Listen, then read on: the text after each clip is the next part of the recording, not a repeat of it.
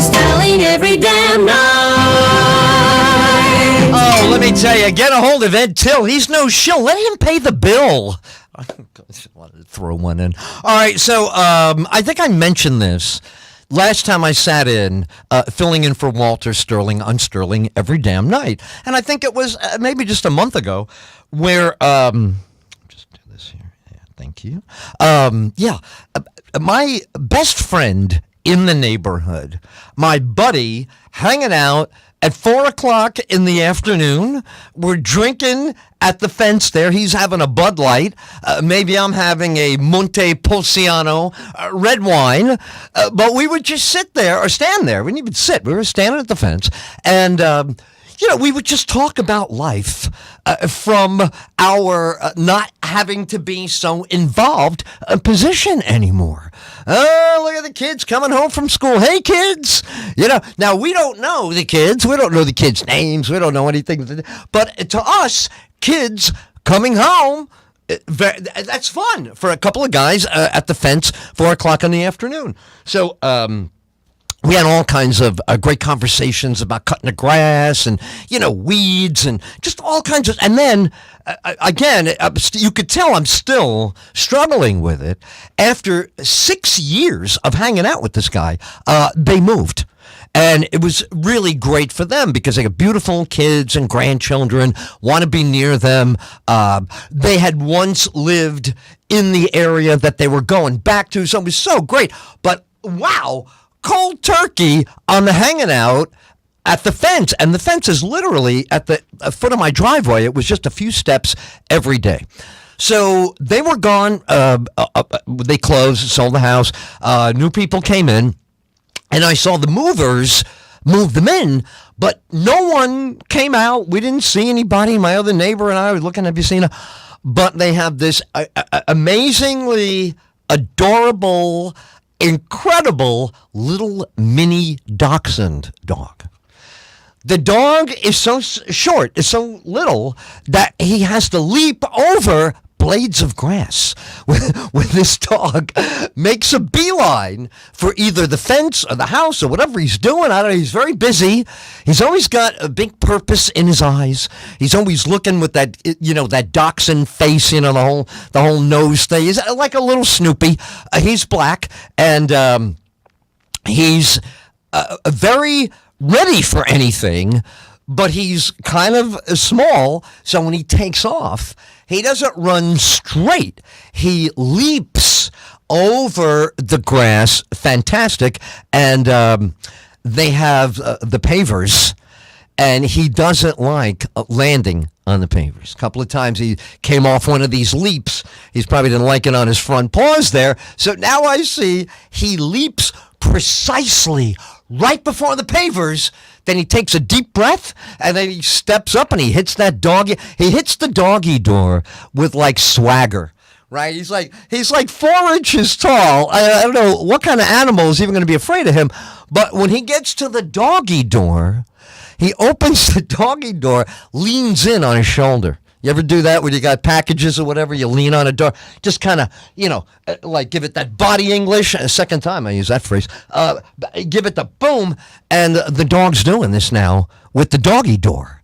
And because he's so small, he gives it a little push with his right shoulder that he can slip his whole little hot dog bod in there before the doggy door comes down on him.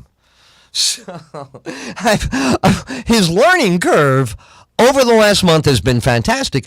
But I will say, even though it sounds weird, like many things you hear me say, but I try to be perfectly candid about this. The sadness of Bob not being there for a beer is somehow being mitigated by the energy of this. And then when the dog sees me, all right, so a month ago, I might have shared this. When the dog would first get a look at me, he would just look and he'd start chirping, not barking angrily, just chirping, saying things, speaking to me in dog, like, who are you? What are you doing there? I don't even know the neighborhood. This is all very confusing for me. He was just, bap, bap, bap, bap. And then the third time, because I would get all the way down almost on the ground, so I could be level to his line of sight. That was I'm going to show him, right, we're buddies because I'm down there 3 inches off the off the pavement to talk to him, but I'm doing it, and sure enough, he's watching with rapt attention while I say, hey, what are we doing? We're having a good day today. What'd you have for lunch? What's up later? You got anything good on TV to look forward to? I'm just, conversing, and he's, you could see his little heads going left and right. It's like, what's this? Why is he talking like that? And then after a while, he gave up on me. All right, okay, I guess you're just going to babble on. He just, hopped away. I said, wow.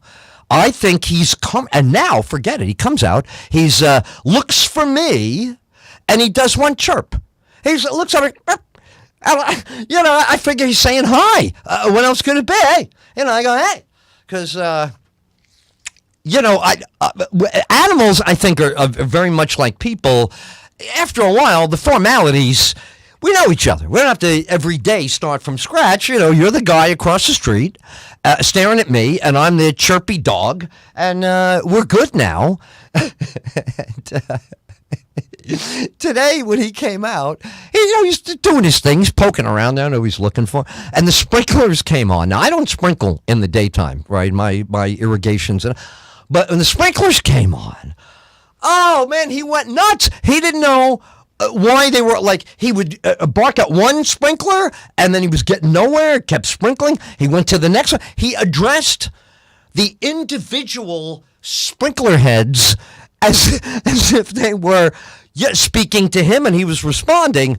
Now, I don't know. We'll have to watch him as the irrigation progresses, whether he comes to an understanding with the sprinkler heads like he's got with me. So I'm actually ahead of his own irrigation system where he lives. Does a dog doesn't know that he lives there. The dog knows he is there. I mean, it's still new, 1 month. They came from Wyoming.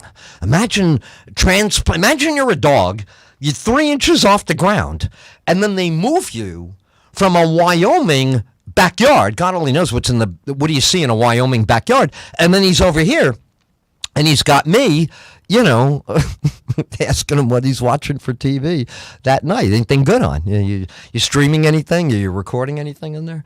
He's become almost a replacement, not quite, because he doesn't. He doesn't drink beer, and he doesn't have a lot of opinions yet because he's new. Don't worry about him. He doesn't want to start alienating people with his little mini dachshund opinions, so he's letting them out, one at a time. But with me, very open-minded. I mean, he could talk about anything with me. I tell him all the time. Say, you want to get something off your dog mind that most humans don't want to hear.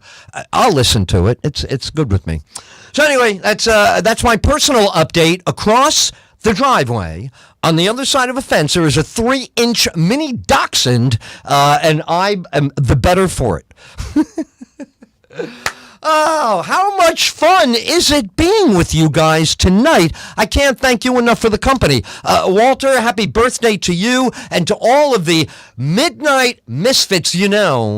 I'm an original Midnight Misfit. Love the overnight, love the late night. So great hanging out with you tonight. Ed Tyll, my name. By the way, if you want to follow up and ask me, edtyll.com, and you can find me on Facebook or Instagram.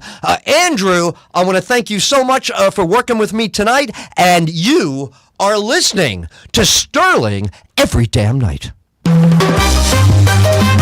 Thanks, Ed. Good to talk to you. Same here, man. Have a good night. I'll see you later.